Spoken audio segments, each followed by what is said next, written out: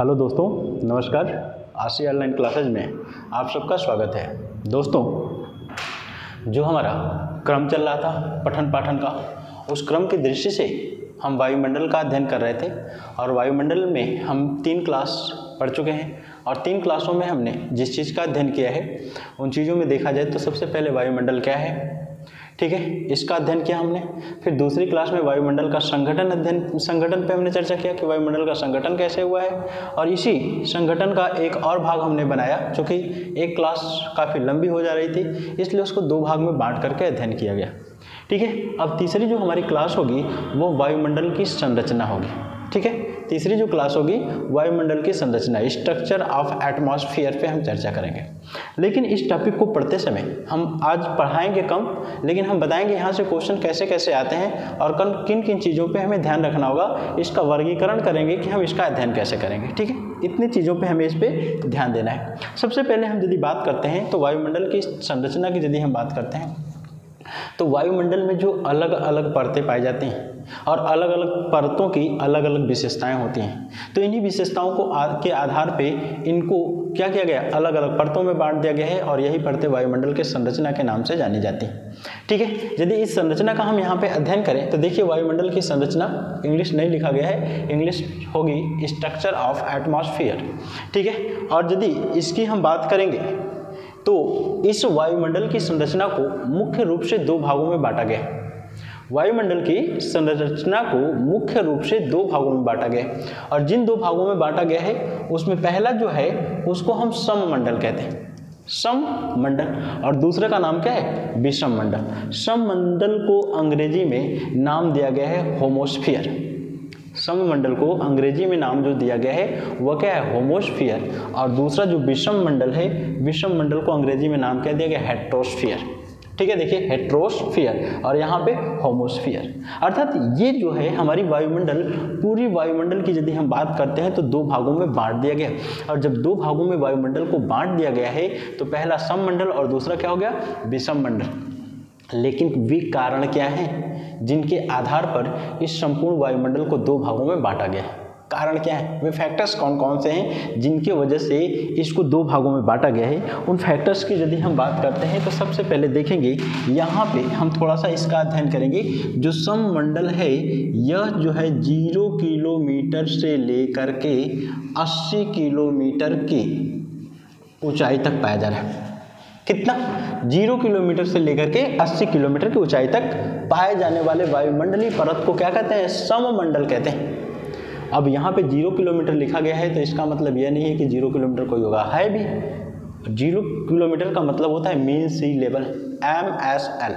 MSL का मतलब mean सी level, अर्थात समुद्र तल से औसत ऊंचाई, ठीक है। तो किसी भी स्थान की ऊंचाई को हम समुद्र तल से मापते हैं और मापने का कारण यह है कि सारे समुद्र आपस में जुड़े हुए हैं, इसलिए ये नहीं कि किसी सागर का जल स्तर ऊपर है और किसी सागर का जल स्तर नीचे है, लगभग सबका एक ही बराबर रहता है, ठीक है। तो समुद्र तल से, ठीक है, समुद्र तल से 80 किलोमीटर की ऊंचाई तक पाए जाने वाली वायुमंडलीय परत को किस नाम से जानते हैं, सममंडल के नाम से। कारण क्या है सममंडल कहा जाने का, कारण क्या है, तो कारण यह है कि इस क्षेत्र में या इस वायुमंडलीय परत में क्या पाई जाती है, रासायनिक तत्वों की समरूपता पाई जाती है।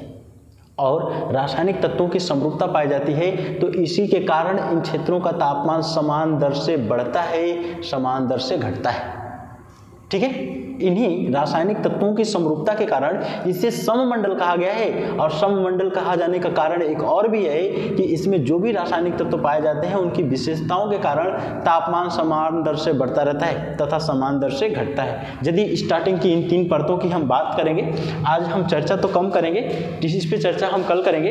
यहाँ पे देखिए क्षोभ मंडल है, यह समताप मंडल और यह मध्य मंडल। ऊंचाई कितनी बताई गई है, 80 किलोमीटर तक। तो यह जो है टोटल मिलाकर के किस नाम से जाना जाएगा, सममंडल के नाम से जाना जाएगा। और जब सममंडल है तो इसमें देखेंगे तापमान धीरे धीरे बढ़ रहा है, फिर धीरे धीरे घट रहा है, फिर धीरे धीरे बढ़ रहा है, फिर धीरे धीरे क्या हो रहा है, घट रहा है। लेकिन इसके बाद यदि आप जाते हैं तो तापमान के बढ़ने और घटने की दर निश्चित नहीं होती है, इसलिए उसको क्या कहते हैं, विषम मंडल। तो सममंडल रासायनिक तत्वों की समरूपता जिसके कारण तापमान समान दर से बढ़ रहा है और समान दर से घट रहा है, इसलिए इसको हम क्या कहते हैं, सममंडल या होमोस्फियर के नाम से जानते हैं। लेकिन जो दूसरी परत है जिसको हम किस नाम से जानते हैं, विषम मंडल या हेट्रोस्फीयर के नाम से जानते हैं। कौन सा, विषम मंडल या हेट्रोस्फीयर के नाम से जानते हैं। क्यों इसको विषम मंडल या हेट्रोस्फीयर कहा गया है, कारण यह है कि इसमें रासायनिक तत्वों की समरूपता नहीं पाई जाती है। इस हिस्से में या इस वायुमंडलीय परत में रासायनिक तत्वों की समरूपता नहीं पाई जाती है, और जब समरूपता नहीं पाई जाती है तो इस समरूपता के न पाए जाने के कारण तापमान समान दर से नहीं, असमान दर से घटता बढ़ता है। और दूसरी चीज़, एक चीज़ और भी ध्यान रखेंगे, इन हिस्सों में वायुमंडल के तत्वों की मात्रा कम हो जाती है। वायुमंडलीय तत्व कम पाए जाते हैं, गैसें कम पाई जाती हैं, इसलिए क्या होता है, यहाँ तापमान के घटने बढ़ने की दर कोई निश्चित नहीं होती है। इसलिए रासायनिक तत्वों की विषमता भी है, इसलिए इसको क्या कहा गया है, विषम मंडल कहा गया है, जिसको हेट्रोस्फीयर कहते हैं। इसकी ऊंचाई जरा हम देख लेंगे तो इसकी ऊंचाई पाई जाती है लगभग 80 किलोमीटर से लेकर 80 किलोमीटर से लेकर के लगभग 10,000 किलोमीटर की ऊंचाई तक। ठीक है, 80 किलोमीटर से लेकर के 10,000 किलोमीटर की ऊंचाई के भाग को ही किस नाम से जाना जाता है, विषम मंडल।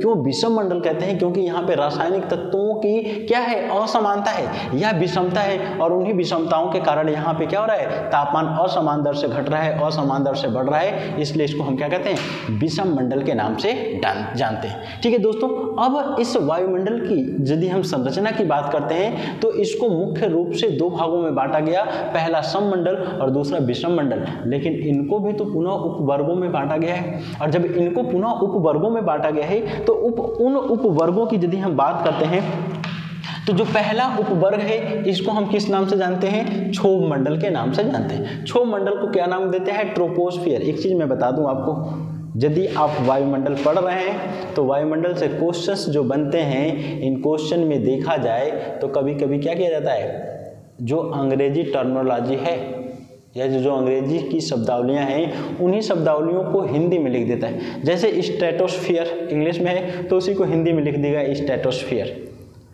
Mesosphere, troposphere. तो इसको याद रखना जरूरी है। क्या करना होगा हमें, इंग्लिश और हिंदी दोनों शब्दावलियों को देखना होगा। तो सबसे पहले हम जिसकी बात कर रहे हैं उसका नाम क्या है, क्षोभ मंडल। क्षोभ मंडल को हम किस नाम से जानते हैं, क्षोभ मंडल को हम ट्रोपोस्फियर कहते हैं। और इसकी ऊंचाई हम देखेंगे तो सामान्यतः इसकी ऊंचाई जो होती है वह 18 किलोमीटर तक मानी जाती है।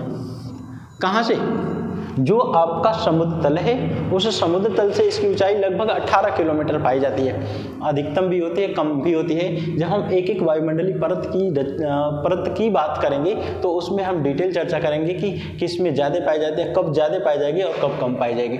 ठीक है, तो पहला कौन सा हो गया, क्षोभ मंडल। अच्छा, क्षोभ मंडल को और भी किस नाम से जाना जाता है, तो क्षोभ मंडल को परिवर्तन मंडल भी कहते हैं, इसे अधोमंडल भी कहते हैं। कारण क्या है, कारण यह है कि इस वायुमंडल में, इस वायुमंडलीय परत में मौसम संबंधी सभी घटनाएं घटित होती हैं। वह कौन सी वायुमंडलीय परत है जिसमें मौसम संबंधी सभी घटनाएं घटित होती हैं, तो उस परत का नाम क्या है, क्षोभ मंडल है। उस परत का नाम क्या है, क्षोभ मंडल। इसलिए इसे हम क्या कहते हैं, परिवर्तन मंडल भी कहते हैं। इसकी ऊंचाई कितनी बताई जाती है, इसकी ऊंचाई अधिकतम 18 किलोमीटर बताई जाती है, लेकिन सामान्य रूप से इसकी ऊंचाई देखेंगे तो 14 से 15 किलोमीटर के आसपास पाई जाती है। तो हम औसत ऊंचाई ही लिखते हैं, और औसत ऊंचाई कितनी है, हम 15 किलोमीटर ही लिख रहे हैं। औसत ऊंचाई कितनी हो जाएगी, 15 किलोमीटर तक हो जाएगी। ठीक है, तो ये पहली परत हो गई यहाँ पे। अभी इसको हम समझाएंगे भी। दूसरी परत की यदि हम बात करते हैं तो दूसरी परत कौन सी है, समताप मंडल। और समताप मंडल को किस नाम से जानते हैं, तो समताप मंडल को नाम दिया गया है, क्षोभ मंडल को नाम ट्रोपोस्फियर और समताप मंडल को नाम क्या दिया गया है, स्ट्रेटोस्फियर नाम दिया गया है। कौन सा नाम दिया गया है, स्ट्रेटोस्फियर। तो यह जो समताप मंडल है इसको नाम क्या दिया गया है, स्ट्रेटोस्फियर। और इसकी ऊंचाई की यदि हम बात करेंगे तो यह लगभग 50 किलोमीटर की ऊंचाई तक पाया जाता है। 50 किलोमीटर की ऊंचाई तक जो है इसका विकास है, चाहे इसका विस्तार है। कहाँ से, समुद्र तल से 50 किलोमीटर की ऊंचाई तक। ठीक है, समुद्र तल से लगभग 50 किलोमीटर की ऊंचाई तक इसका विकास पाया जाता है। इसको समताप मंडल इसलिए कहते हैं क्योंकि इस वायुमंडलीय परत में बहुत सारी घटनाएं घटित नहीं होती हैं, यह शांत होता है, नागरिक उड्डयन के लिए आदर्श माना जाता है। ठीक है। और इसमें तापमान क्या होता है, पहले बढ़ता है और फिर घटने शुरू, कुछ दूर तक तो तापमान स्थिर रहता है। जैसे मैप में देखेंगे यहाँ पे कुछ दूर तापमान स्थिर है, इसलिए इसको क्या नाम दिया गया है, सममंडल। लेकिन इसके बाद पुनः तापमान क्या होने लगता है, बढ़ने लगता है।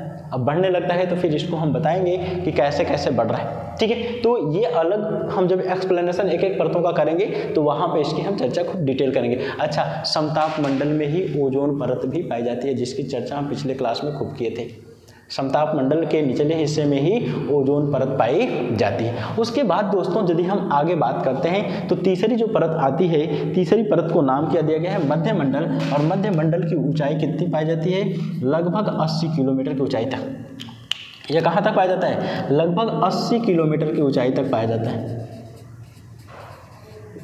ठीक है। लगभग 80 किलोमीटर की ऊंचाई तक पाए जाने वाली वायुमंडलीय परत को किस नाम से जानते हैं, हम मध्य मंडल का नाम देते हैं। इसके बाद यदि दोस्तों हम और आगे चले तो अगली, अब तो यह सममंडल का हिस्सा कंप्लीट हो गया, अब विषम मंडल की बात करेंगे तो आयन मंडल पाया जाता है। और आयन मंडल की ऊंचाई बताई गई है कितना, 640 किलोमीटर तक, 640 किलोमीटर तक इसकी ऊंचाई बताई गई है। और बहिर्मंडल की बात करते हैं तो इसकी ऊंचाई कहाँ तक पाई जाती है, 10,000 किलोमीटर तक पाई जाती है। और उसके बाद अंतरिक्ष स्टार्ट हो जाता है, उसके बाद क्या स्टार्ट हो जाता है, अंतरिक्ष स्टार्ट हो जाता है। तो इसकी हमें चर्चा करनी है। यह क्या रहा, आपके वायुमंडल की परत रही। अब एक चीज़ देखते हैं इस फिगर में, देखिए नीचे देखिए पॉइंट्स या बिंदुओं की सघनता ज़्यादा है, यहाँ पे मतलब क्या है, वायु की अधिकता होती है, ठीक है। इसको क्षोभ मंडल या परिवर्तन मंडल कहते हैं, क्योंकि मौसम संबंधी सभी घटनाएं इसी परत में होती है, ठीक है। इसी को ट्रोपोस्फियर कहते हैं। इसकी ऊंचाई सामान्यतः 14 से 15 किलोमीटर पाई जाती है, लेकिन ध्रुवों पे कम और विषुवत रेखा पे अधिक होती है, ठीक है। इन दोनों के बीच एक संक्रमण क्षेत्र पाया जाता है, इसको नाम क्या दिया गया है, इसको नाम दिया गया है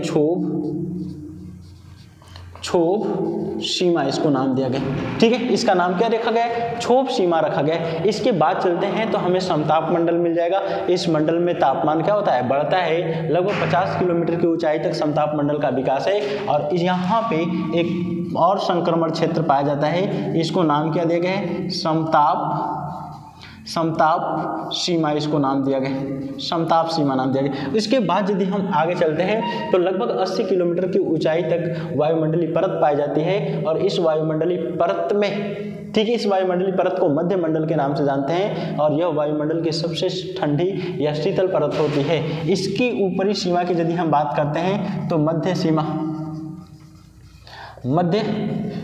स्टार्ट हो जाता है। इसके बाद चलते हैं तो बहिर्मंडल स्टार्ट होता है। बहिर्मंडल में आयन मंडल पहले मिलेगा, फिर जो है बहिर्मंडल आपका मिल जाएगा। तो इस तरह से देखा जाए आपके वायुमंडल का संरचना हुआ है। अब इस वायुमंडल की संरचना में हम एक एक चीज़ों की चर्चा करेंगे, एक एक चीज़ों की खूब डिटेल चर्चा करेंगे और उस पर अध्ययन करने का काम करेंगे। जैसे हम क्या पढ़ेंगे, सबसे पहले क्षोभ मंडल उठाएंगे। क्षोभ मंडल की खोज किसने की, कब की, ठीक है, इसकी विशेषताएं क्या हैं, इन सारी चीज़ों पर, ऐसे ही समताप मंडल पे और ऐसे ही मध्य मंडल और ओजोन मंडल, आयन मंडल के बारे में भी चर्चा करेंगे। दोस्तों आज के लिए हम क्लास को इतना ही यहीं तक पढ़ाएंगे। इसके बाद एक एक मंडल की चर्चा जो है हम कल की क्लास में करेंगे और कोशिश करेंगे एक दिन में ये सारी क्लासेज क्षोभ मंडल, समताप मंडल, मध्य मंडल और बहिर्मंडल कंप्लीट हो जाए। धन्यवाद दोस्तों।